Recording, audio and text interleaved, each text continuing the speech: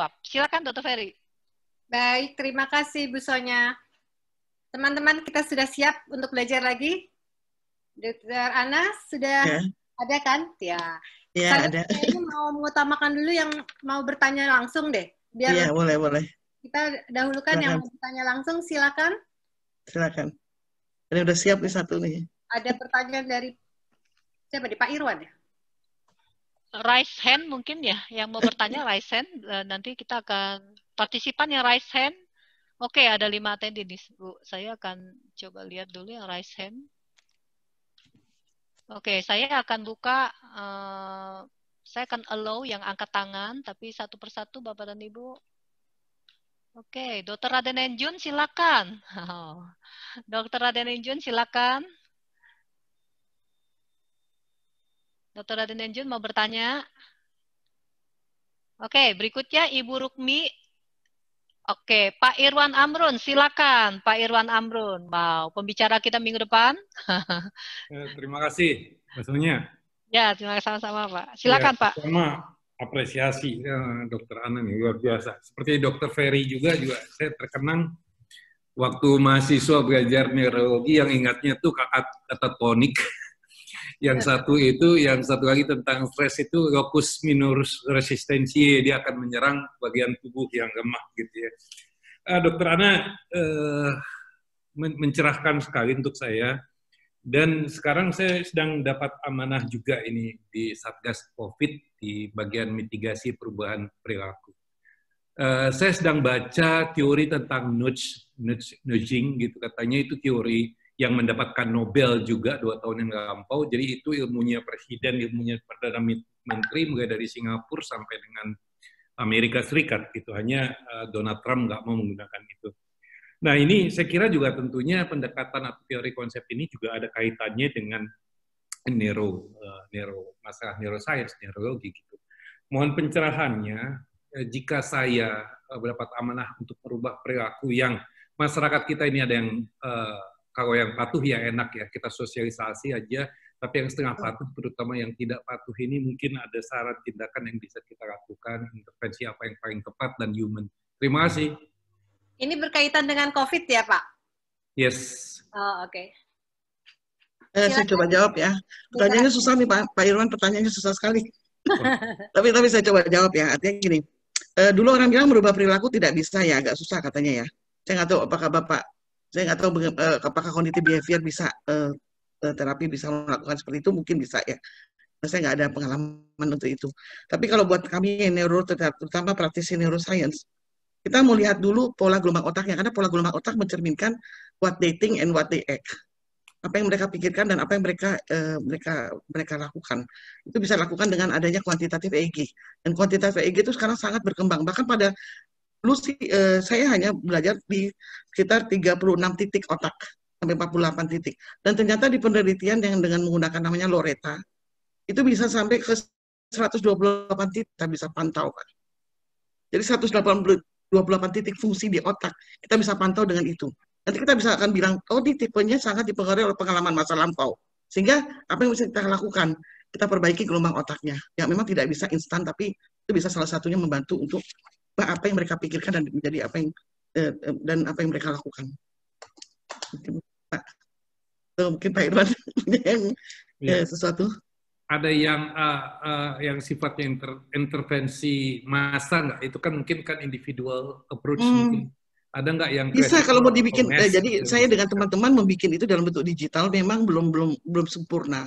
Jadi kita bisa melakukan itu dalam bentuk digital menggunakan Spotify, Pak. Cuman saya nggak tahu berapa banyak Spotify itu bisa dipakai untuk memantau gelombang otak yang tipenya sama. Misalnya tipenya mereka tuh ngotot sekali, jadi mereka susah untuk mendapatkan gelombang alfa. Jadi kita naikkan gelombang alfanya dengan suara yang kita kirim ke handphone mereka, menggunakan headset yang tepat ya. Dan itu sudah kita lakukan. Kita juga kerjasama dengan Dr. Ferry juga untuk yang itu, cuman mungkin fokus di anak-anak ya, Dr. Ferry ya. Ya, anak sama wanita mungkin ya. Tapi nanti bisa berkembang dengan Dr. Ferry karena kita kembangkan juga untuk yang terapi sound itu. Jadi kita bisa pakai kuesioner yang bisa kira-kira mempersepsikan pola gelombang otak. Dan itu nanti saya dengan tim Dr. Ade, mungkin Dr. Irwan kenal, Pak Irwan kenal. Kita bisa elaborasi itu kok. Itu bisa jadi sesuatu gitu. Dan itu bisa treatmentnya dalam jumlah banyak, menggunakan suara itu tadi. Namanya auditory stimulation. Gitu, Pak. Karena itu salah satu auditory dan visual stimulation itu dua hal yang sangat mudah untuk menstimulasi otak dibanding stimulasi yang lainnya. Ya? Bisa secara massal. Massal maksudnya dalam jumlah banyak, iya. Kalau kita pakai Spotify kan bisa sampai 50 berapa lebih malahan. Kalau teknologi Spotify. Ya mungkin orang IT lebih tahu ya. Saya hanya diajak kemudian kita pakai teknologi Spotify gitu. Ya kalau one by one lebih gampang, tapi kalau lebih tepat ya. Tapi kalau kita mau pakai massal lebih cepat, kita pakai itu tadi, Pak. Oke, terima kasih, Dok. Iya, kira-kira nanti bisa dikontak lagi, Pak, kalau memang berminat. Gitu. Iya. Oke, ada lagi yang mau bertanya langsung? Ya, saya. Ya, silakan. Dengan siapa, Ibu? Ya, Ibu Rosyana. Oke, silakan, Bu. Ya, ada dua pertanyaan. Pertama, yang tadi tentang microwave. Saya kalau pagi itu untuk sarapan pagi karena untuk cepat-cepat biasanya menghangatkan makanan itu dengan microwave. Pernah saya baca katanya tidak berbahaya. Nah, menurut Dokter Ana gimana ini? Apakah microwave itu berbahaya dalam artian pengaruhnya terhadap tadi DNA kita, sel kita? Kemudian yang kedua mengenai zikir. Apakah memang secara sains zikir itu ada efeknya, efek menenangkan kepada kita? Kemudian yang ketiga, saya cuma mencoba menambah pendapat mengenai tadi intervensi massal. Pengalaman saya di kesehatan masyarakat, biasanya masyarakat itu akan lebih terpengaruh atau dengar kita kalau posisi dia dibalikan ke posisi kita gitu. Jadi artinya, ini kalau ada orang nggak pakai masker, kemudian ngomong ke kamu, gimana rasanya gitu. Biasanya sih seperti itu. Terima kasih. Baik, Dokter Ana, ya, silakan langsung dijawab. Terima kasih atas pertanyaannya Bu Ros. Ya, jadi microwave itu masuk golongan dari alat yang memancarkan gelombang elektromagnetik ya, atau electromagnetic field (EMF). Dan kita harus lihat berapa hertz elektromagnetik itu, karena kita tahu aja gelombang otak kita aja ada sekitar paling tinggi tadi gelombang beta itu kan di angka 13 sampai 30-40 hertz lah hertznya. Artinya kalau dia misalnya memancarkan gelombang di angka 200 Hz seperti handphone, itu kalau dalam jangka waktu lama itu bisa mencederai sel-sel kita. Ya, terutama sel-sel yang tidak, kalau sel saraf itu sel yang tidak bermilin dulu yang kena biasanya, itu lebih gampang cedera. Nah, kalau hanya sekali aja nggak apa-apa, misalnya sebulan Ibu cuma sekali, mungkin masih bisa ditolerir, kerusakannya minimal ya. Tapi kalau tiap hari itu begitu terus, ya pasti potensi untuk kerusakan ada microwave itu. Ya, kalau dari sudut kematangan masakan saya nggak tahu ya. Tapi kalau dari sudut electromagnetic field, ya itu memang gelombang yang perlu diwaspadai. Kenapa? Karena dia mengakumulasi gelombang. Jadi misalnya hari ini Ibu pakai microwave, besok itu tidak berarti yang hari ini hilang, tidak diakumulasi. Besoknya lagi begitu pakai lagi, diakumulasi lagi terus Bu. Gitu terus.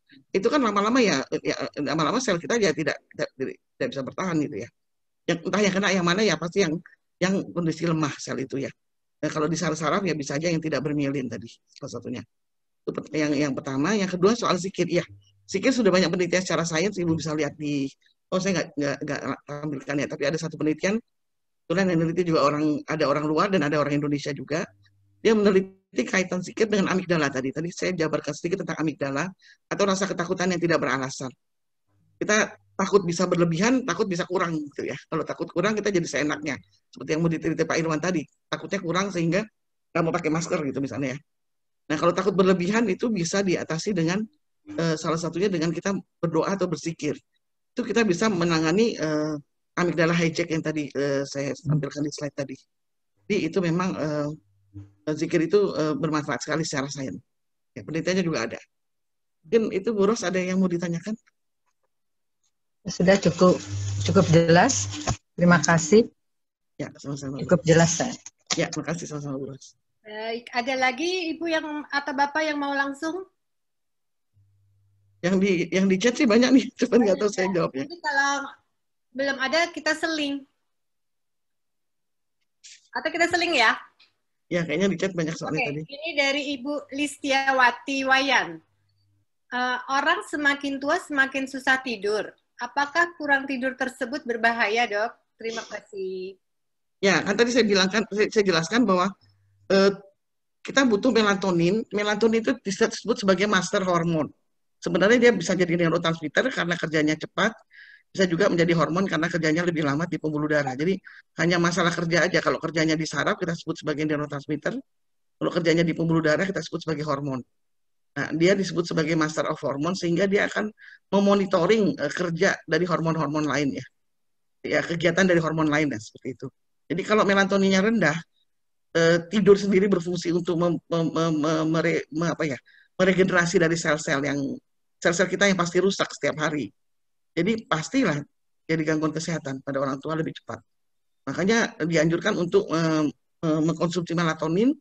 Biasanya banyak di delima itu juga banyak yang saya baca banyak melatonin itu di dates ya atau di kurma, dan di zaitun pada buah zaitunnya lebih banyak. Ya zaitunnya ada tapi lebih banyak pada buah zaitunnya. Kemudian di delima itu juga bagus, di anggur juga ada. Yaitu yang saya baca terbanyak kandungan melatoninnya. Di manggis kulit manggis itu juga ada. Teman saya neliti di situ di kulit manggis. Kandungan melatonin. Kalau mau beli ya tinggal di banyak itu yang jual melatonin. Kira seperti itu. Kita lanjut lagi ya, Dok. Apakah ini dari Pak Edward Faisal? Apakah mindfulness itu psikoterapi? Terus jika mau belajar seperti dokter dapat dilakukan di mana? Belajar seperti saya belajar dari buku, dari textbook ya, dari ilmu-ilmu yang ada. Jadi ya saya baca aja sendiri itu. Karena ya di luar ilmu udah luar biasa. Saya belajar online, cuman memang kadang-kadang karena keterbatasan waktu. Mereka selisihnya di Amerika kan 12 jam berkembang. Mindfulness itu berkembang luar biasa di Amerika ya, di Amerika dan di Eropa. Sehingga susah ngatur waktunya 12 jam harusnya saya tidur jadi melek gitu ya. Kalau mau belajar bisa, misalnya dari YouTube, dari Google banyak yang membuka kursus-kursus ya secara online. Bisa seperti itu. Tapi kalau dibilang terapi bukan ya. Mindfulness itu kesadaran diri, bukan psikoterapi. Psikoterapi itu kan masih ada peranan dari si yang terapisnya ya. Tapi kalau mindfulness benar-benar kesadaran dari diri sendiri. Seperti itu. Itu kayak bersemedi gitu bukan? Ya. Kalau kita misalnya kita bukan zikir, kita malam kita menenangkan diri, malam kita habis sholat malam kita ke doa ya, kita benar-benar fokus. Nah hampir mirip kayak gitu. Pasti akan ngantuk, pasti banget. Pasti ngantuk. Karena kita sampai di gelombang theta itu. Oke. Ada lagi yang mau bertanya, Bu Sonya, yang langsung? Ada, Bu. Ada beberapa orang. Oke, saya Ibu Rukmi Hadi Hartini, silakan Ibu Rukmi, langsung aja, Bu. Langsung mic-nya diklik. Enggak, Dok. Sudah tadi ada yang mirip, sudah ditanyakan. Terima kasih. Oke. Ibu Ratu, ya satu pertanyaan Bu. Jadi langsung to the point ya Bu. Ya. Satu pertanyaan langsung to the point. Ya tadi udah diutarakan Ibu banyak banget ya, keren juga. Saya mau tanya, anak-anak sekarang kan lagi belajar di rumah itu banyak banget di depan internet. Kemarin juga anak saya bilang, aduh mama capek, papa capek gitu. Kita libur di rumah tapi kerjaan makin banyak. Belum lagi harus hubungan dengan teachernya yang di luar negeri gitu kan, karena internasional. Mataku udah capek, otakku udah capek gitu. Wah, aku jadi sedih juga ini, wah di depan komputer sekian berapa puluh jam ini gitu kan. Kalau di sekolah masih enak, masih ada main gitu kan. Saya pikir ini pengaruh juga, ngapain hidup ini kok jadi begini. Saya mikir juga tadi pas diterangkan. Padahal ini kan yang otak juga harus rileks juga ada kan. Nah itu terus dengan banyaknya jam terbangnya anak untuk di depan komputer kan berarti radiasi cukup tinggi kan Ibu. Yeah. Nah terus gimana ini nih anak-anak ini gitu kan. Ini masih usia 14 tahun, belum umur setengah abad gitu kan. Itu pasti kedepannya itu gimana gitulah, itu yang pertanyaan. Terus sama sekarang kan kebiasaan anak-anak itu di dekat handphone atau komputer, terkadang di sebelah tidur. Pas belajar langsung ketiduran. Aduh, stres juga kita ngeliat gitu kan. Kalau enggak komputer ditaruh di pangkuan. Kalau ngerjain tugas dengan waktu yang sempit atau duduk sembarangan atau di mobil gitu. Kadang kita ribut teriak, jangan gitu, itu radiasinya tinggi. Ah, nggak apa-apa, nggak apa-apa. Nah, Oke, pertanyaannya Bu, silakan pertanyaan apa sekarang Bu? waktu diterangkan Silakan. itu kan jadi ngeri banget gitu loh radiasi sekarang. Terus gimana cara bilangnya ke anak-anak ini, Ibu dokter? Silakan Dokter Ana. Ya, makasih Bu Ratu, pertanyaannya cukup panjang juga ya. Jadi intinya adalah gimana kita mengatasi, ya memang ini sudah regulasi pemerintah bahwa semuanya anak-anak harus memakai handphone ya. Maksudnya saya nggak tahu kenapa tidak bisa digunakan email, nggak tahu karena ada di beberapa negara dia menggunakan email. Jadi mereka belajar menggunakan email, jadi tidak radiasi langsung, walaupun ada, tapi karena tidak di kontak langsung itu radiasi lebih berkurang dibanding kalau kita langsung bicara langsung kayak YouTube dan sebagainya seperti bertatap muka ya, itu lebih memanfaatkan radiasi ya. Cuman ya kalau memang tidak bisa dilakukan seperti itu ya kita perubah pola hidup yang lain, misalnya dengan tadi makanan, rubah pola hidup fast food atau junk food itu ke arah yang lebih sehat misalnya. Karena itu nanti akan mencederai lagi, kan tadi banyak faktor. Dari electromagnetic field-nya, dari makanannya, dari airnya, ya kemudian dari cara kita berpikir, dari intent kita sendiri. Nah, kalau memang mau nggak mau sekolah harus begitu, ya kita mau gimana lagi, Bu? Nanti kasihan anaknya kalau nggak naik kelas, seperti kejadian ada anak yang tidak punya HP, sehingga dia tidak bisa sekolah ya. Jadi mungkin kalau yang itu ya tidur harus dijauhkan itu pasti. Kemudian atur pola makan sehingga dia pola makan itu yang sehat ya, tidak yang junk food. Kemudian coba Ibu perhatikan anak Ibu termasuk golongan adiksi nggak? Kalau adiksi itu harus dilakukan tindakan ya, harus dievaluasi dan harus dilakukan tindakan. Adiksi artinya kalau dilepas HP-nya marah-marah, teriak-teriak, bakal sampai guling-guling misalnya gitu. Tapi kalau tidak adiksi ya dia masih bisa terima kalau diambil HP-nya sama ibu misalnya gitu. Nah itu yang perlu diperhatikan karena memang ini kemungkinannya masih banyak. Jadi saya nggak bisa jabarkan semua ya, Ibu nanti yang pantau aja kira-kira anaknya seperti apa nih. Ya. Nah, itu Dokter. Baik. Memang sih situasi sekarang ini kita mau nggak mau harus menerima dulu nih kondisi sekarang. Iya. Kita nggak mau pergi-pergi karena kita juga sih yang nggak mau nurut ya. Protokol kesehatannya dilanggar semuanya. Bisa jadi. Kita lama banget. Bisa jadi mindset kita ya. Iya. Ini diseling dulu ya. Oke Bu, silakan Bu. Dari Pak Bambang. Saya suka pakai mosquito repellent yang mengeluarkan frekuensi tinggi untuk mengusir nyamuk. Apakah ada dampak negatif dari sisi kesehatan otak kita? Bukan otak, maksudnya elektromagnetik. Dia kan memancarkan radiasi elektromagnetik ya. Radiasi elektromagnetik itu bisa kemana saja di tubuh kita, misalnya di kulit, bisa tidak harus di otak misalnya gitu ya. Nah, tapi itu kan akumulasi dari gelombang ya. Berapa besarnya itu harus dilihat nanti di dalam petunjuknya kan ketahuan ya. Sebenarnya kalau kita baca petunjuk HP, saya nggak tahu tadi pernah lihat nggak? Saya sendiri pas belajar ini jadi kaget-kaget sendiri 5 tahun yang lalu. Saya nggak pernah buka garansi HP. Di situ tertulis bahwa ini gelombangnya tidak sesuai dengan gelombang tubuh kita. Jadi kalau kita nuntut nggak bisa, itu sudah resiko kita. Dan itu ada dalam garansi HP itu. Yang dimaksud ini kayaknya untuk nyamuk. Ya, artinya gini, artinya yang sekecil apapun dia berbentuk electromagnetic field atau alat yang memancarkan gelombang elektromagnetik punya resiko. Hanya akumulasi gelombangnya yang Mas. Ya. Baik deh. Oke, ini pertanyaan Bu Heri. Pertanyaan, ada yang mau bertanya nih, banyak yang antri ini sudah nih. Coba silakan Ibu Rosma langsung. To the point ke pertanyaan, Bu. Silakan. Dokter, saya mau tanya kalau memang itu mempengaruhi gelombang kita, bagaimana mengaktifkan dengan di usianya 50, di atas 50 lah, supaya dia tetap otaknya baik. Kemudian keduanya bagaimana dengan orang yang gila gitu ya, stres juga kan jadi akhirnya gila, itu apakah bisa kembali?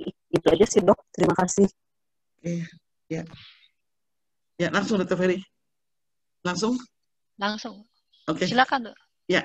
Jadi Bu Rosma tanya kalau untuk usia di atas 50 ya, misalnya 55 atau 60 ya. Jadi kita tahu pasti melatonin itu sudah mulai turun kan. Walaupun belum pada titik paling rendah karena di atas 60-70 tahun lah baru kita lihat sangat rendah melatonin itu. Artinya ya kita mulai banyak makan makanan yang mengandung tadi. Kalau kita tidak bisa beli melatonin karena melatonin itu sebenarnya banyak dijual di luar.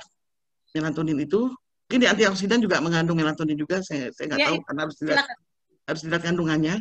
Jadi kita konsumsi melatonin untuk menggantikan melatonin tadi, karena tidur itu adalah cara pengobatan yang paling murah dan paling mudah sebenarnya.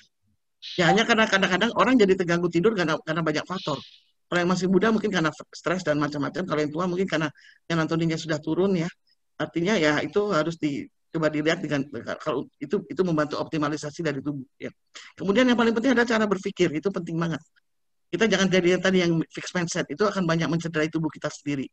Jadilah orang yang growth mindset atau yang mindsetnya mau berubah dan mau mendengarkan orang lain.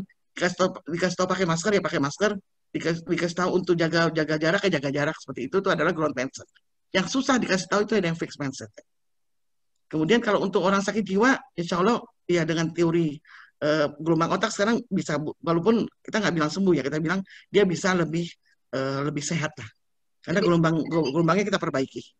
Tapi harus dilihat dulu pola gelombangnya dulu. Ya. Aja. Baik. Masih dokter.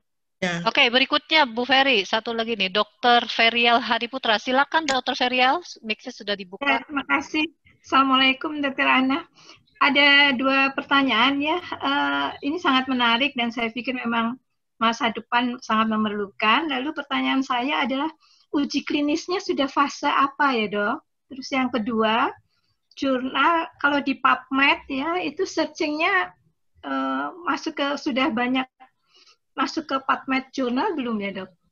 Terima kasih. Ya, penelitian yang mana nih dok? Mungkin penelitian yang soal ya, ini kan apa? Ada yang terapi kan, mind body healing itu kan ada yang sifatnya pencegahan, ada yang sifatnya terapi. Oh, kalau terapi, kalau yang dengan terapi itu ya, kan ada fase-fasenya ya. Misalnya kita mau memperkenalkan suatu terapi tertentu, tentu kan mengikuti kaidah ya dok ya.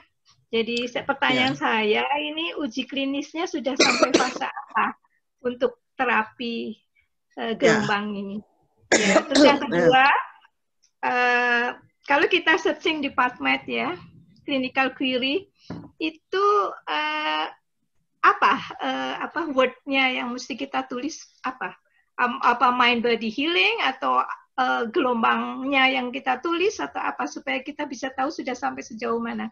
Oke, ya menarik sekali pertanyaan dok sebagai seorang ilmuwan ya. Jelas kita harus tahu apakah ini sudah worth it, bermanfaat atau tidak untuk tubuh kita ya, untuk otak kita terutama.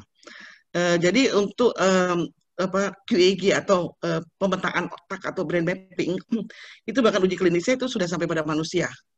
Ya, jadi dokter bisa cari untuk kuantitatif elektroensefalografi. Jadi itu untuk menentukan mapping atau pemetaan dulu bara kira-kira seperti apa mindset kita, kira-kira seperti apa pola pikir kita. Ya, jadi kalau yang makanan dan sebagainya itu lebih ke arah dari organ pencernaan ya. Yang tadi misalnya antioksidan dan sebagainya itu juga uji klinisnya juga pasti ada ya. Nah, kalau untuk yang tadi QEEG dokter bisa search itu untuk lihat ya. Kemudian untuk penanganannya ada beberapa alat yang dipakai untuk stimulasi otak ya. Ini yang paling gampang yang tadi TMS itu tadi, Transcranial Magnetic Stimulation. Itu saya belajar 2012 di Harvard ya. Itu mereka memakai alat namanya Transcranial Magnetic Stimulation. Itu memang untuk beberapa kasus depresi dan ansietas. Bagus sekali itu. Kemudian ada alat lagi namanya brain auditory. Jadi dia berupa stimulasi auditori.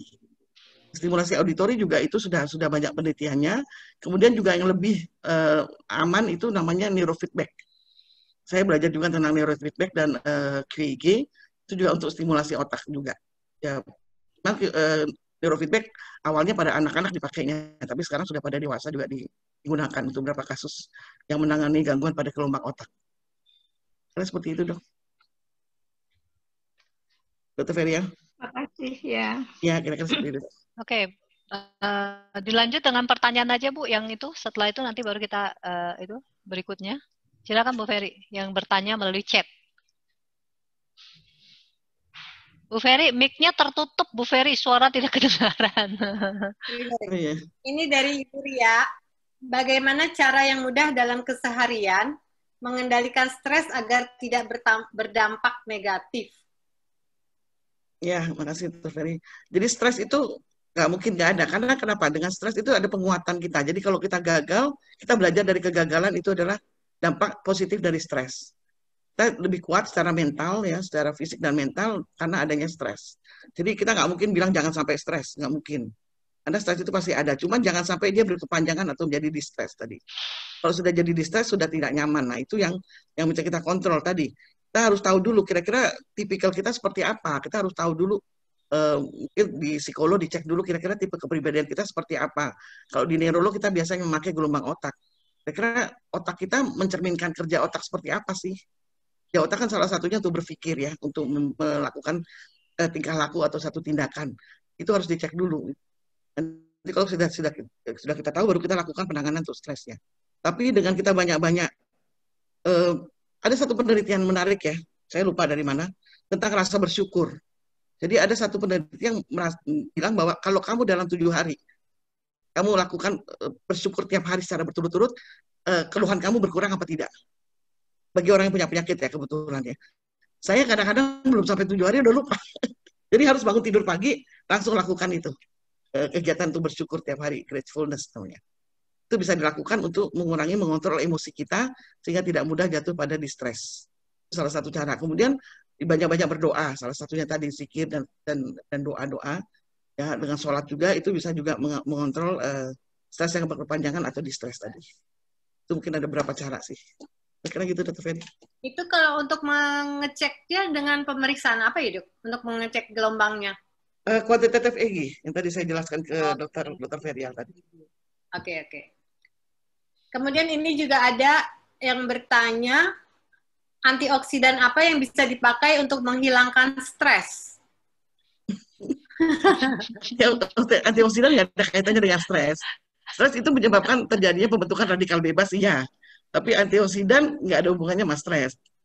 Antioksidan yang berlebihan bisa menyebabkan dia terbentuk free radikal atau radikal bebas atau radikal free oksigen radikal ya.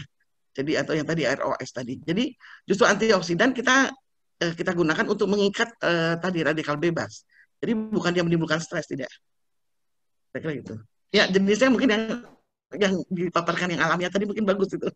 Oke. Saya juga belum tahu. Berarti besok harus ikut. Besok baru harus ikut nih. Iya, harus, Dok. Silakan. Bu Ferry, Dr. Raden Enjun mau bertanya nih, Bu Ferry. Silakan, Dr. Raden Enjun. Saya lihat raise hand.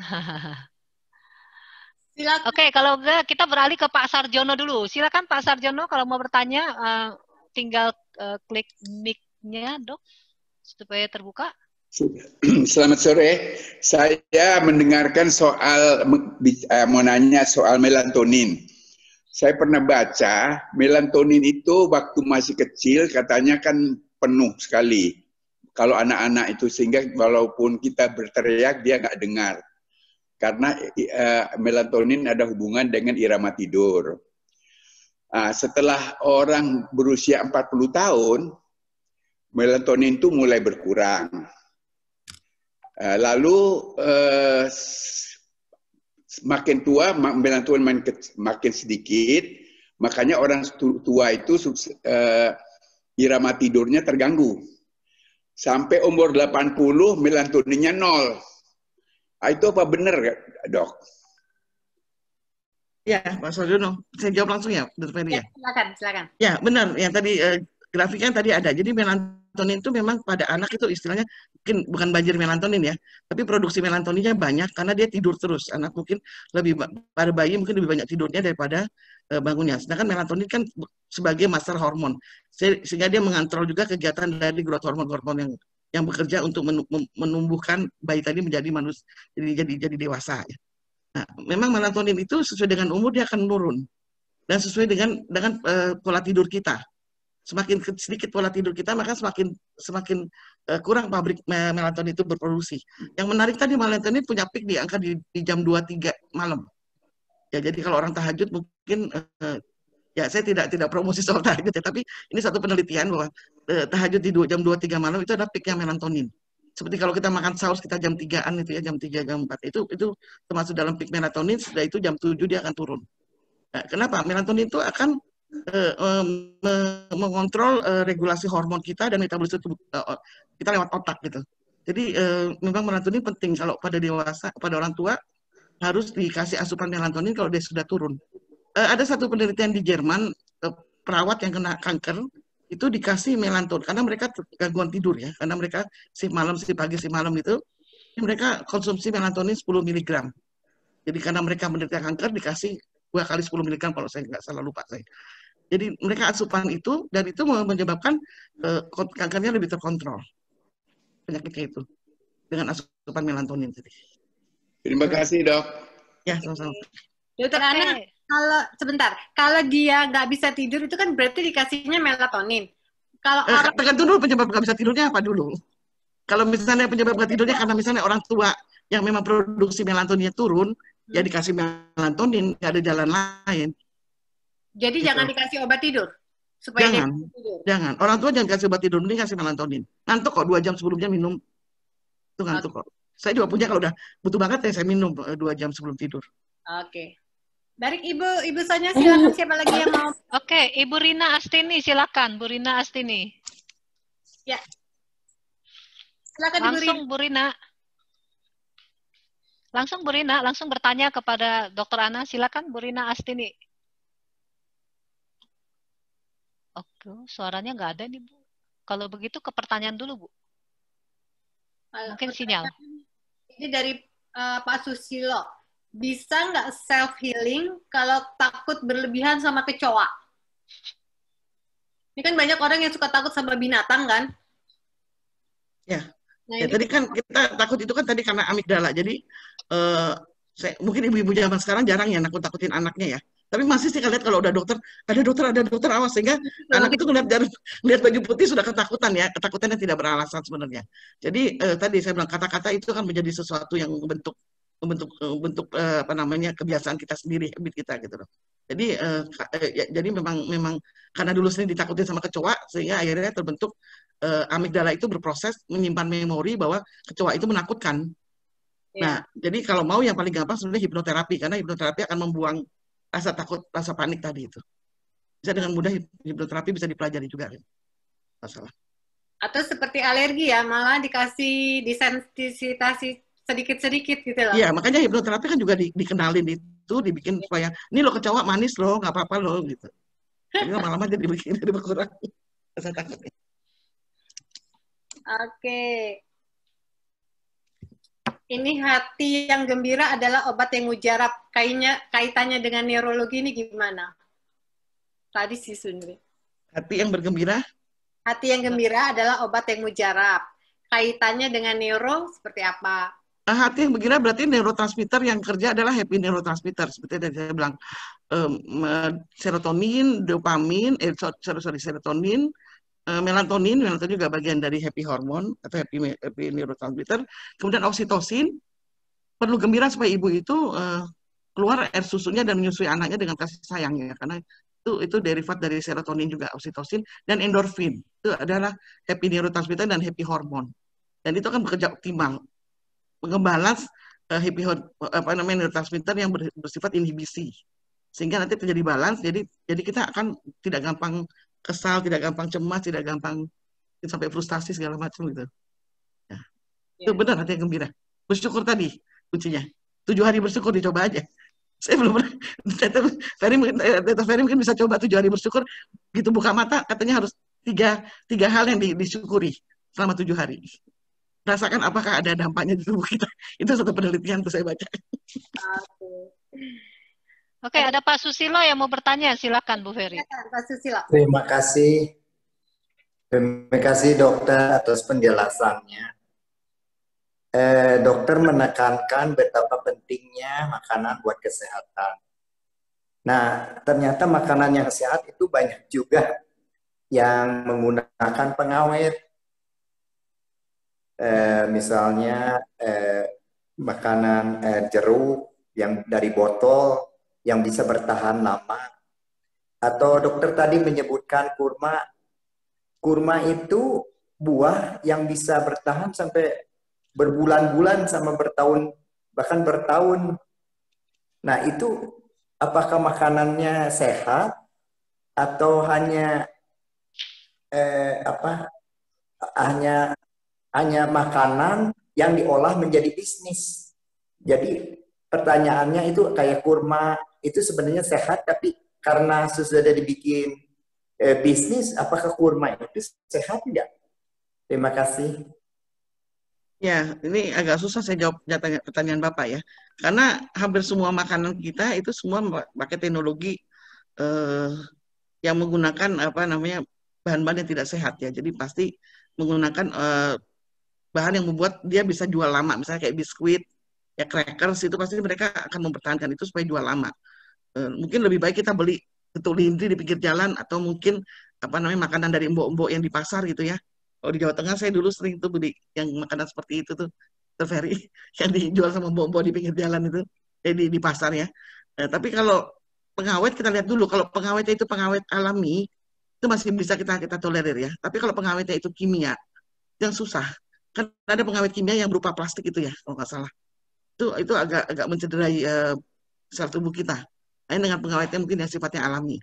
Saya nggak tahu kurma, karena kurma ada yang kurma itu pengawetnya alami. Saya pernah nanya sini. Tapi apakah semua kurma itu pengawet alami tergantung dari negara produsennya juga sih. Kembali lagi Pak. Gitu. Saya kira Pak Susilo. Bagaimana Pak Susilo? Sudah menjawab kah? Terima kasih. Tapi kita suka makan kurma, kadang-kadang mempertanyakan itu kurma bisa berbulan-bulan, apakah sehat atau malah merugikan kesehatan. Tapi Ibu dokter nggak jawab secara implisit. Oh ya, gini, kalau kurma itu setahu saya kan mungkin dikeringkan ya, karena mereka kalau ambil kurma masih muda hijau tuh mereka tunggu sampai kering. Saya sih coba nanya, saya nggak tahu produksinya gimana ya. Waktu ke Arab juga saya lupa nanya itu.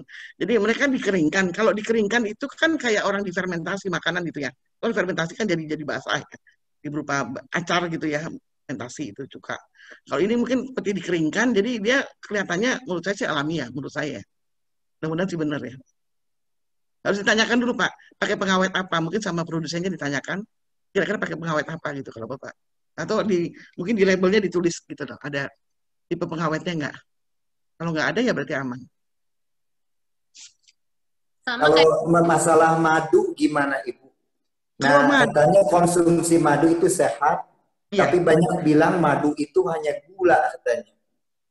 Jadi kita jadi bingung nih, benar sehat atau merusak karena banyak gula?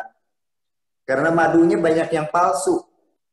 Bapak udah dites belum madunya? Misalnya gini, kalau Bapak tes sedikit kemudian banyak semut, itu pasti gula Pak. Karena beda ya gulanya ya, dari madu sama dari glukosa ya. Ya, karena kalau madu itu kan fruktosa ya. Walaupun juga tidak boleh terlalu banyak ya. Kurma juga fruktosa. Kalau kurma masih ada galaktosanya ya. Ada kurma najwa, ajwa. Itu galaktosa, makanya agak mahal ya. Galaktosa lebih bagus daripada fruktosa, tapi lebih aman lagi. Glukosa yang paling nggak bagus. Nah, kalau madu yang pakai dibikin dari gula, itu pasti banyakkan glukosanya. Dan itu nggak bagus. Kalau yang dia ditetes kemudian nggak ada semut, ya itu berarti lebih bagus. Mungkin kandungan fruktosanya lebih bagus. Tapi nggak menghindari bahwa pasti dia campur sama gula. Produsen pasti begitu. Kalau nggak mau pasti begitu. Kecuali ngambil langsung dari sarang. Iya, dari sarang itu. Makanya kan banyak sekarang kayak di Cibubur itu kan ada ya. Jadi kita langsung lihat dari sarangnya kemudian dia harus diambil, kita langsung konsumsi gitu. Itu mungkin lebih sehat kalau yang tahu saya di Cibubur itu. Oke. Baik. Pak Susilo, sudah cukup? Sudah, Bu. Makasih. Baik. Ada lagi Bu Sonya yang mau bertanya langsung? Kayaknya nggak ada. Ini sudah pada semua. Oke, ke pertanyaan Bu Ferry. Yang ada di chat. Dari Ibu Siti Berlian. Bagaimana bila kita terapi dengan kasur atau matras yang ada rasa hangat atau panas, apa gelombang elektromagnetik? Itu juga akan pengaruh nggak ke otak atau tubuh? Ya, terapi dengan matras ada gelombang elektro. Cuman dia lebih besar gelombang magnetiknya. Jadi matras itu ada gelombang, mereka pancarannya lebih banyak. Selama itu bukan generator ya. Selama itu bukan dari listrik. Karena ada yang dari batu. Saya lupa di batu apa ya. Saya nggak begitu ingat soalnya batu itu apa. Ada yang dari batu-batu giok atau batu apa gitu ya. Nah itu ada gelombang magnetiknya yang dominan dibanding gelombang elektrisitinya. Jadi gelombang magnetik itu masih ada manfaatnya. Seperti pernah dengar Cleopatra itu menterapi mukanya tuh dengan batu magnet. Jadi dia tarik mukanya tuh dengan batu magnet setiap hari supaya dia awet muda. Itu terapi magnetik. Cuman walaupun terapi elektromagnetik atau magnetik, kalau berlebihan itu tidak bagus, tetap aja. Tapi biasanya kan kalau yang matras-matras itu pasti dihubungkan dengan listrik ya? Kalau dia dihubungkan dengan listrik, berarti itu elektromagnetik. Nah, itu harus lebih hati-hati dibanding hanya yang batu-batu misalnya. Oh, oke. Coba kita lihat lagi, ada pertanyaan baru. Oh, ini sama. Batu bahan matras tapi tetap gunakan listrik. Artinya ya gelombang elektromagnetik ya. Ya, gelombang elektromagnetik. Itu tetap memang tidak dalam satu hari akan sakit. Mungkin sesudah akumulasi gelombang, misalnya 1 bulan, 2 bulan, 3 bulan, atau mungkin 6 bulan misalnya. Makanya tadi tidak perlu terlalu sering ya. Mungkin lebih bagus tadi pengobatan alamiah lebih bagus untuk sehat. Kemudian ini ada dari Padang Huri. Kalau tadi kita kan pertanyaannya banyak orang yang susah tidur. Nah, bagaimana kalau di Padang Huri ini saya terbalik, Bu. Sangat cepat sekali tidurnya. Asal dipejamkan mata langsung tidur. Ini maksudnya bertanya apa efek sampingnya atau gimana ya? Cepat ngantuk berarti ya? Mungkin. Kalau misalnya dalam kondisi bukan malam terus tidur, harus dilihat juga jangan apakah oksigen otak itu kurang. Karena kalau oksigen otak kurang itu gampang sekali ngantuk. Kalau pengertian cepat tidurnya gampang ngantuk. Itu harus dicek juga apakah cukup oksigen ke otak itu. Diceknya pakai apa?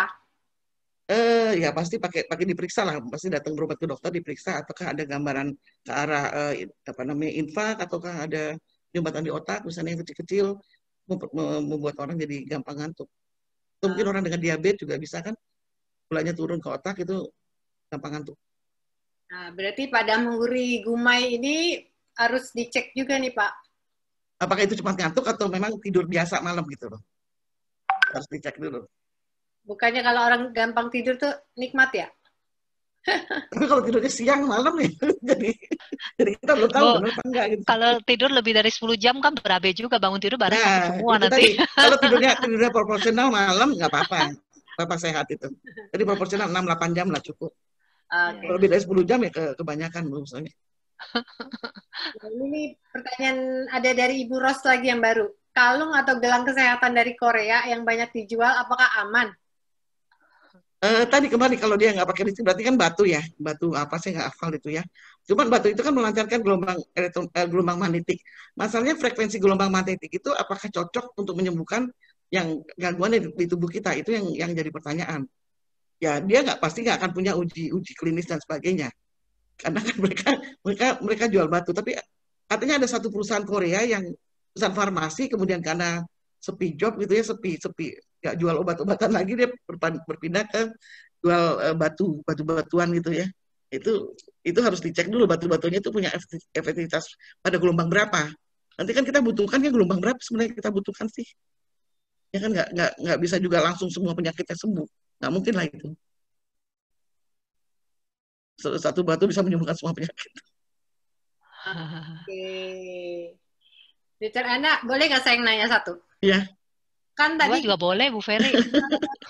Diterangkan tentang gelombang-gelombang kan. Kayaknya gelombang yang paling bagus kan di alfa dan beta. Ya, tergantung kepenuhan. Kalau kita fokus di alfa, di beta, kalau kita mau belajar di alfa. Jadi harus tenang. Kita mau belajar, mau ujian, mau belajar apapun juga lah. Nah, bagaimana sih caranya mengoptimalkan si gelombang-gelombang itu? Ada metodenya atau gimana? Sebenarnya sih itu berjalan dengan sendirinya. Begitu kita pengen rileks, gelombangnya turun ke alfa. Tutup mata aja paling turun ke alfa. Duduk, tutup mata itu sudah turun ke alfa. Sebenarnya udah dengan sendirinya. Tapi begitu kita tidur, kita tutup mata, kita nggak masuk ke beta, nggak masuk ke delta, ke theta, jadi nggak bisa tidur. Kenapa? Karena terlalu banyak pikiran yang ada di otak kita tadi. Otak kirinya, otak kanannya terlalu penuh, memorinya segala macam dipikirin. Ribet. Nah itu harus dikeluarkan. Jadi kita harus coba memilih. Nih sesuatu itu perlu kita simpan nggak sih? Memori yang nggak bagus-bagus, buangin aja keluar gitu. Ya dengan zikir, dengan doa gitu ya paling nggak itu. Tapi kan orang lebih banyak 85%-nya kan unconsciousness. Ya, justru makanya ditarik menjadi consciousness tadi, belief, intuisi itu ditarik menjadi consciousness, ditarik menjadi sesuatu yang sadar. Ya, pelatihnya banyak metode hipnoterapi. Sekarang psikolog banyak metode macam-macam, ada emotional freedom technique, mengurangi emosi, yang mungkin Pak Irwan lebih jago lah. Kemudian ada lagi yang pakai pakai hipnoterapi, pakai macam-macam. Mindfulness juga bisa gitu. Kalau kita mau yang murah pakai zikir. Oke. Intinya yang penting jangan mikirin macam-macam gitu, mikirin yang simple aja. Make it simple ya dok ya. Make it simple ya. Easy. Ada antioksidan bagus, pilih antioksidan bagusnya simple itu. Oke, ini ada Pak S. Gunawan mau tanya, silakan Pak Gunawan, langsung saja Pak. Ya, selamat sore. Saya baru pertama kali berkenalan dengan komunitas ini melalui satu link dari internet. To the point saja, saya ingin bertanya, tujuan dibentuknya komunitas atau society ini apa? Misalkan, saya seorang dokter, dan saya bergabung dengan komunitas masyarakat ekokardiografi. Tentu saya punya tujuan bahwa saya ingin belajar bersama-sama dengan komunitas tersebut tentang ekokardiografi. Nah, saya ingin bertanya, tujuan dari komunitas ini adalah untuk belajar bersama atau memperkenalkan alat tertentu atau bagaimana? Terima kasih, selamat sore. Oke, mungkin Bu Sonya nih yang bisa. Bu Sonya yang jawab ya, saya nggak kompeten menjawab. Oke, saya akan jawab. Ya, Pak Gunawan, saya panggil Pak Gunawan betul ya Pak ya? Ya, benar. Oke, sebentar Pak. Saya akan sharekan dulu slide yang pertama, yang kedua nih Pak. Jadi, oke, ini. Maaf ya Pak, saya share dulu. Ini adalah tujuan dibangunnya Moritz Community Indonesia. Sebentar Pak ya. Ini udah pada kelihatan belum ini? Belum. Slide-nya udah kelihatan? Belum. Ini udah kelihatan? Ya, sudah kelihatan? Sudah. Oke, jadi ini komunitas adalah komunitas non-komersial, komunitas yang tidak berbayar. Tujuan kita sebetulnya adalah memberi solusi. Yang pertama, bisnis. Kita punya perusahaan yang memang kita berkolaborasi, yang bertujuan untuk dijadikan sebagai solusi terutama kepada orang awam, orang gaptek dalam situasi sekarang itu sudah pasti sangat berdampak. Kita sekarang udah harus bersiap-siap untuk masuk ke era teknologi digital. Nah, orang Indonesia sejujurnya ada banyak perusahaan-perusahaan yang sedang mengalami yang namanya kolaps karena tidak siap masuk ke dalam teknologi digital. Itu pertama. Nah, yang kedua, melihat kondisi sekarang ini, memang dari awal karena kami tahu bahwa ini pasti akan beralih ke era teknologi digital. Udah pasti. Nah, tapi solusinya apa supaya orang bisa mempergunakan satu komunitas untuk bagaimana bisa mendapatkan satu informasi yang positif, mendapatkan satu informasi dari sumber-sumber yang bisa dipercaya. Nah, dari sisi kesehatan tentu yang kita undang adalah para pakar yang benar-benar memang paham benar tentang apa yang akan mereka bicarakan sesuai dengan spesialisasi masing-masing. Nah, kedepannya memang enggak mudah orang-orang untuk bisa bagaimana membranding apa yang mereka punya, ilmu mereka, kemampuan mereka. Nah, cara orang-orang menjual sekarang udah enggak sama seperti yang dulu. Kenapa? COVID ini tidak mungkin hilang dari muka dunia, tidak mungkin hilang. Bahkan mungkin bertambah hari, COVID ini akan bertambah ganas. Artinya bukan tambah mudah menyerang dan bahayanya. Gawatnya itu kan karena yang diserang adalah saluran nafas bawah dan itulah yang menyebabkan banyak terjadinya kematian karena tadi yang sitokin macam-macam karena rata-rata organ yang memang ada komorbidnya itu sebagai reseptor juga. Nah, satu-satunya cara kita mempergunakan komunitas ini sebagai media. Nah, kami sangat welcome buat semua orang yang memiliki kemampuan untuk bisa berbicara dengan tujuan yang pertama adalah kami supaya berbagi kepada masyarakat. Itu one side. Nah, another side-nya adalah solusi yang kami berikan mungkin bisa dijadikan, artinya solusi yang kami berikan mungkin cocok buat para peserta yang datang. Mungkin cocok. Nah, itu pun kami tidak pernah memberikan solusi tanpa ada alasan. Jadi, solusi kami selalu dibarengi dengan alasan dan kami show-kan semuanya. Misalnya pun kami memiliki produknya tentu ada scientific dari evidence ya, jadi dari sisi kedokterannya. Nah, kalaupun bisnis, alasannya pasti ada. Kenapa harus begini, kenapa harus begitu. Nah, kira-kira seperti itu Pak Gunawan. Oke, baik. Terima kasih Bu. Sama-sama Pak. Sama-sama Pak. Bisa menjawab ya Pak ya? Sorry Mbak, Bu. Ya. Satu pertanyaan lagi. Kira-kira apakah ada satu produk tertentu yang pada waktu dekat ini yang sedang dipromosikan gitu? Ya, oke. Yang akan kami promosikan adalah produk yang berkaitan dengan antioksidan. Tetapi kami tidak mempromosi dengan cara kami menjual, enggak. Tapi kami memberikan fakta yang berdasarkan dari scientific. Nah, nanti keputusan daripada orang-orang yang datang untuk masuk ke dalam kami punya event berikutnya, masing-masing orang yang memutuskan ini benar atau tidak. Itu Pak kira-kira. Oke, satu lagi terakhir. Jadi apakah ini semacam multi level marketing atau bagaimana?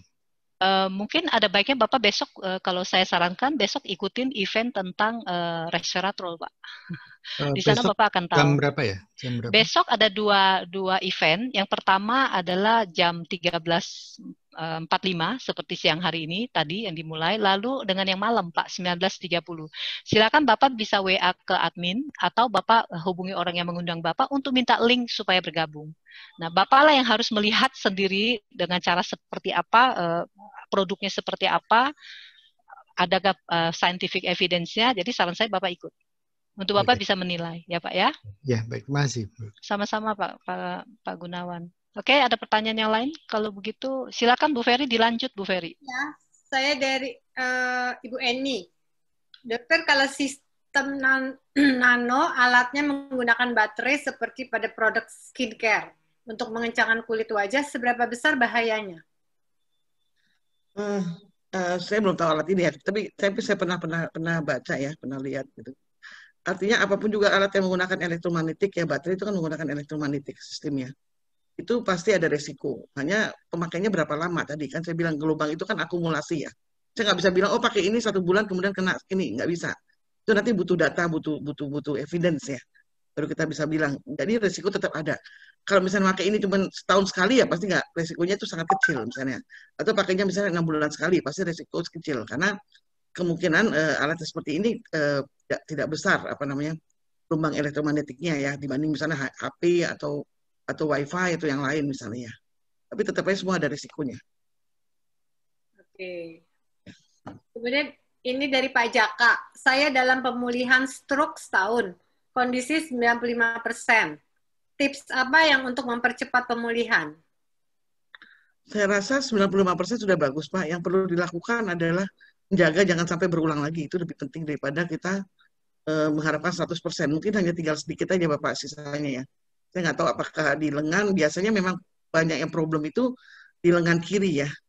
Karena kita tidak terbiasa menggunakan lengan kiri kita, atau tangan kiri kita kita menggunakan right-handed ya. Jadi mungkin dugaan saya aja nih.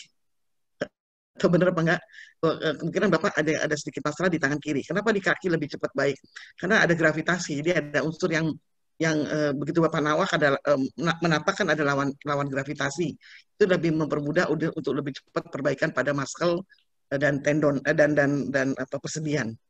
Tapi kalau di tangan butuh latihan merangkak seperti itu. Jadi untuk menguatkan otot dan tendon di tangan kiri seperti itu.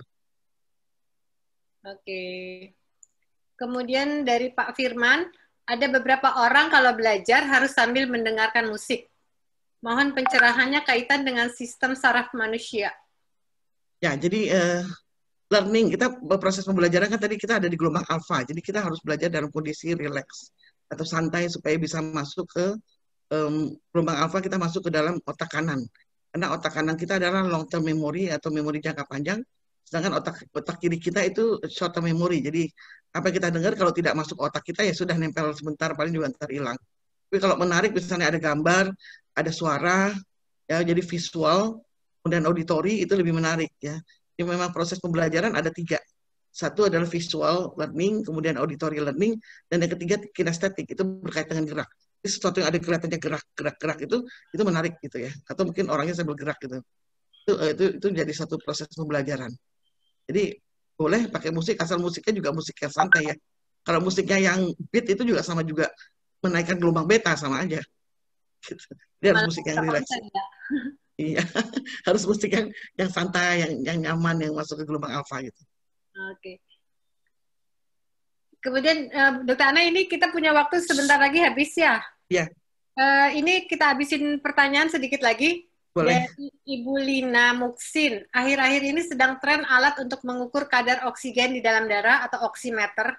Seberapa efektif alat ini untuk mendeteksi seseorang yang kurang kadar oksigen dalam darahnya?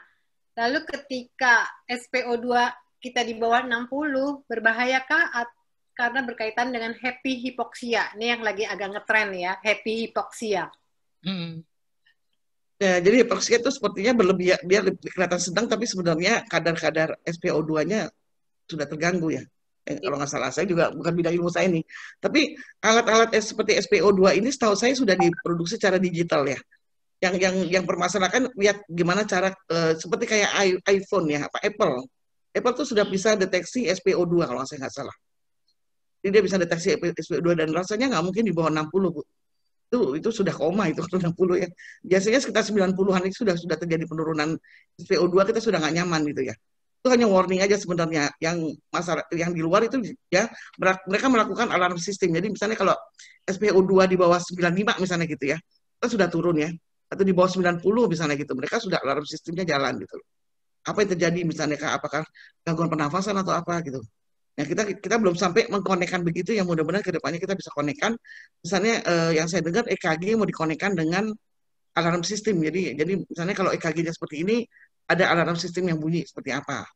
Pada neurologi mungkin kita pakai tekanan darah misalnya, tekanan darah sama denyut nadi misalnya gitu ya. Itu bisa itu apa namanya sangat kekinian banget gitu ya. Itu. Tapi kalau menurut saya sih nggak mungkin Bu kalau di bawah 60 ya. Oke.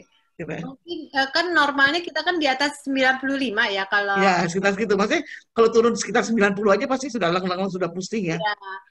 Sudah oksigen kurang ke otak sudah pusing itu. Betul. Harusnya kan alarm tubuh kita kan nyala nih. Paling nggak kita merasa sesak atau nggak enak di dada. Tapi ada pasien-pasien yang happy hypoxia ini kan nggak apa-apa. Tiba-tiba gubrak jatuh. Nah, apakah ini ada kaitannya dengan kerusakan di otaknya yang karena virus tersebut? Iya, jadi virus itu memang bekerjanya pada sistem saraf ini kan yang dikaitkan sama COVID ya maksudnya ya. Iya. Jadi dia nggak apa-apa tiba-tiba plek gitu ya. Iya. Tapi orangnya mungkin harusnya sudah merasakan gangguan ya. Atau kalau nggak, kalau takut dia pakai monitoring SpO2 yang di download di handphone ya. Atau pakai yang punyanya. Sekarang banyak jam-jam juga yang ada kadar SpO2-nya, dan itu walaupun tidak 100% tapi lumayan lah, cukup valid ya. Ada yang pakai, ya dia basic penelitiannya ada gitu ya, misalnya dipakai ke data-datanya ada gitu ya, basic datanya, sehingga dia bisa menentukan SpO2 kita berapa gitu loh. Kan SpO2 kita juga biasanya ditaruh di jari kan, hanya dipindahkan dari jari ke lengan misalnya gitu. Asal dia langsung bersentuhan dengan kulit.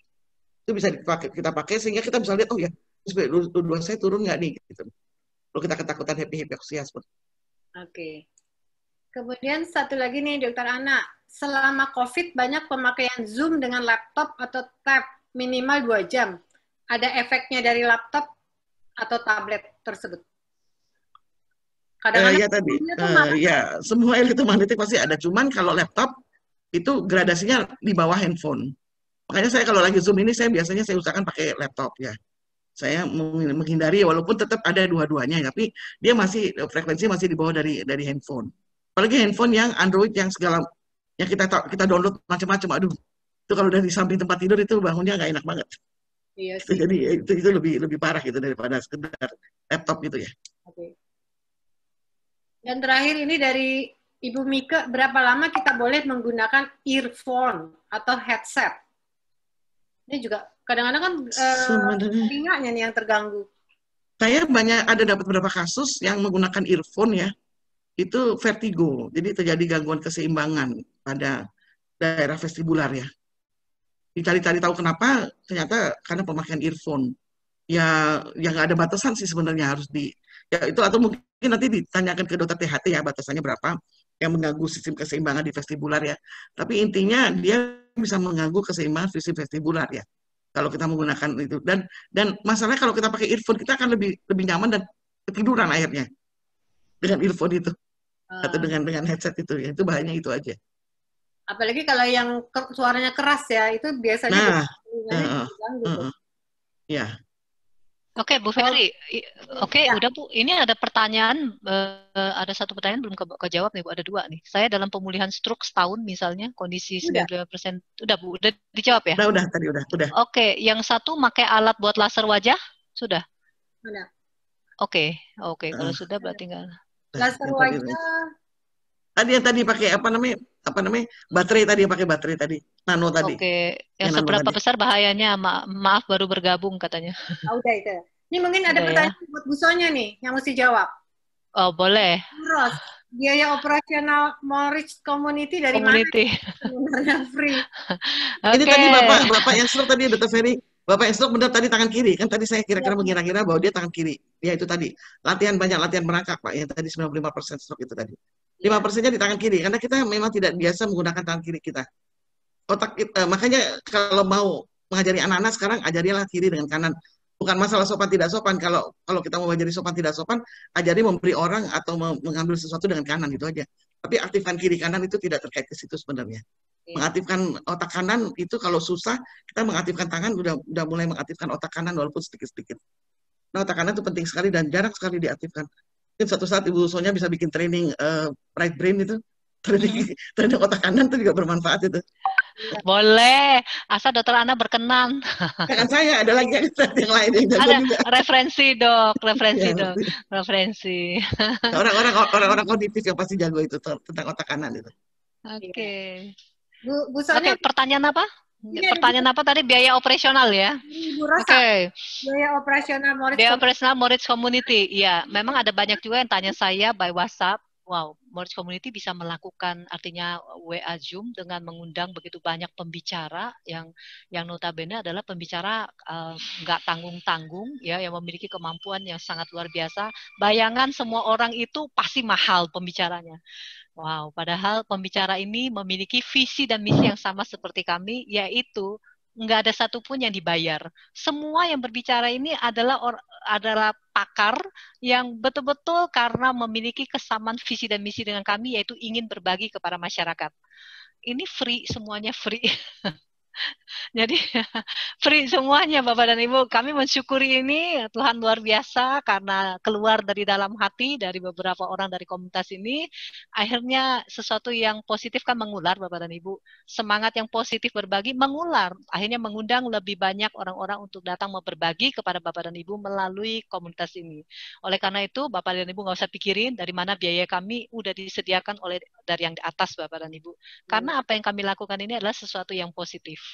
Ya, kami ingin terutama apakah para dokter ataukah Bapak dan Ibu sebagai profesional di mana di seluruh Indonesia ini yang bisa kami lakukan, kami ini orang gaptek, tapi karena punya keinginan untuk berbagi, kalau menunggu kami jadi sempurna, jadi pinter, jadi punya sesuatu, pasti nggak akan sampai-sampai untuk bisa berbagi Bapak dan Ibu.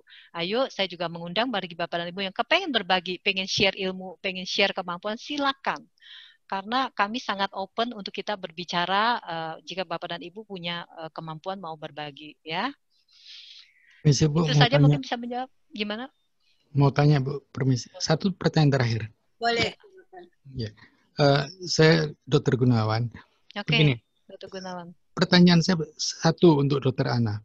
SPO2, setahu saya itu kan kalau dipasang di jari, itu kan ada dua alat monitornya. Satu infrared, yang satunya lagi laser. Sementara HP kita kan tidak memiliki kedua-duanya. Apakah itu setara?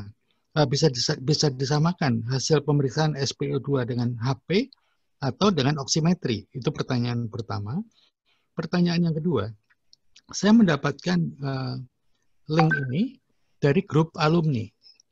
Jadi saya terus terang, saya nggak tahu kepada siapa saya harus, atasan saya, upper saya itu siapa. Apakah saya bisa menghubungi WA admin yang ada tertera di sini atau bagaimana? Terima kasih.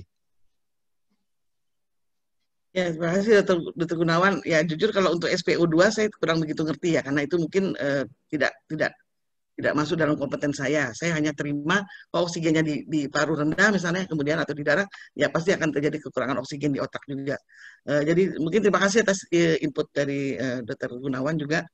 Alat kalau kita takut happy mungkin Dr. Gunawan bisa kasih ide. Kalau kita takut dengan hipoksia, alat apa kita bisa pakai? Apakah yang dari Apple itu sudah cukup mewakili? Karena Apple juga punya dia kalau nggak salah untuk deteksi SpO2 itu. Kalau jamnya atau apanya, tabnya itu. Mendingan beli aja di Tokopedia murah, Dok, dari 175.000 sampai 350.000 dapat, Dok. Ah ya, mungkin yang lain itu idenya seperti itu ya, bisa ambil. Yang ada Oximeter ya. Oximetry ya. Ya. Ya seperti tadi saya bilang, untuk ukur ROS itu ada alatnya namanya oksigen redutase, ORS kalau nggak salah, oksigen redutase. Juga bisa mengukur untuk kira-kira kadar ROS seperti apa. Cuman untuk penelitian sih memang belum dipakai untuk sehari-hari untuk klinis sih. Iya, Dok. Ya. Lalu yang kedua, pertanyaan soal atasan upper saya. Nah, itu upper saya ini upper saya kan saya dapatnya kan dari WhatsApp grup alumni. Oke, Bapak silakan hubungin WA admin saja. Itu sederhana, Pak. Tidak apa-apa. Hubungi WA admin aja ya, Pak ya. Ini WA admin tercantum. Oke, baik. Terima kasih. Saya revisi sedikit ya, tadi tulisannya untuk acara di minggu depan tentang keluarga tangguh dengan mental pemenang itu bukan tanggal 22, tetapi tanggal 21. Jadi hari Senin tanggal 21 ya, bukan tanggal 22. Saya sudah revisi slide-nya. Jadi bagi Bapak dan Ibu yang ingin ikut, silakan segera chat ke admin atau orang yang mengundang juga bisa ya, untuk minta linknya ataupun flyer untuk bisa ditebar ke teman-teman yang lain. Silakan Bu Ferry, masih ada lagi nggak Bu? Kayaknya ada banyak yang ngechat lagi nih Bu. Habis ya chatnya. Ya, cuman bilang terima kasih. Oke. Ini Pak Samsugito free ya Bu? Iya free. Saya rasa karena waktu juga mungkin Dokter Ana, kita sudah sampai di penghujung waktu. Saya rasa terima kasih banyak atas partisipasi dari para peserta dan juga Dokter Ana yang sangat hebat sekali dalam memberikan pencerahan kepada kami semua. Terima kasih banyak untuk kesediaannya mengisi acara di Morris Community. Sama untuk Ferry, Bu Sonia. Oke. Dan ada manfaatnya. Oke. Ya, terima kasih kepada Dr. Ana, kepada yang menyediakan fasilitas ini untuk bisa kami pakai, yaitu dari Thailand sebagai partner kami untuk Indonesia, dan juga kepada semua para peserta. Semoga apa yang sudah dibeberkan, artinya yang sudah dijabarkan oleh Dr. Ana bisa bermanfaat. Dan jika itu bermanfaat, silakan share kepada teman-teman kita. Silakan share kepada keluarga kita atau kepada siapapun. Dan event-event ada yang bertanya tadi, apakah di-share di YouTube juga? Tadi lupa saya, tadi ada satu yang YouTube kita akan masukin, tapi dalam waktu seketika. Mungkin dalam waktu malam ini mungkin akan dikerjain, kemungkinan besok sudah ada. Jadi masuk aja ke YouTube-nya Morris Community, itu bisa langsung bisa lihat, jadi tinggal subscribe ya. Biasa kita rekam, tapi kita akan masukin ke dalam Morris Community, Dr. Ana. Jadi bisa dilihat, bisa didengerin lagi pembahasannya di sana. Ya, ada berapa yang nanya tadi, soalnya saya lupa. Ya, oke. Terima kasih Bapak dan Ibu. Selamat sore. Sampai ketemu di event kami yang berikutnya, dan sampai ketemu. Saya suka dengan ini loh. Wow.